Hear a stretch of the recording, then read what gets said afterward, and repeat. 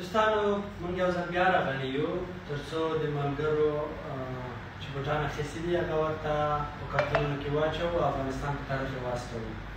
تېره ورځ نومان او قاروین او یو څو نور ملګري د هغوی بوټان رسېدلي دي افغانستان ته. دا دی نن هغوی خپل بوټان ترلاسه کړل. نن بیا سمیر دی، عطا محمد ورور دی او اجمل ورور دی او ورسره په څنګ کې تابش ورور دی، دغه یې فرانسې ته غوښتي دي، او مدثر ورور دی، ورسره په څنګ کې ذاکر خان دی او حمزه ورور دی. دغه دوستانو بوټونه انتخاب کړي دي.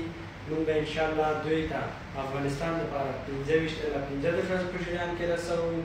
فرانسې لپاره چې تابش ورور غوښتي دي هغه به 4 الی 55 ورځو کې رسېږي.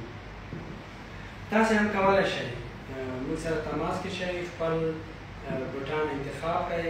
حد اقل 50 جوړه بوټان تاسې اخیستلی شئ او خپل نوی تجارت مو د بوټانو په برخه کې شروع کړئ. مننه.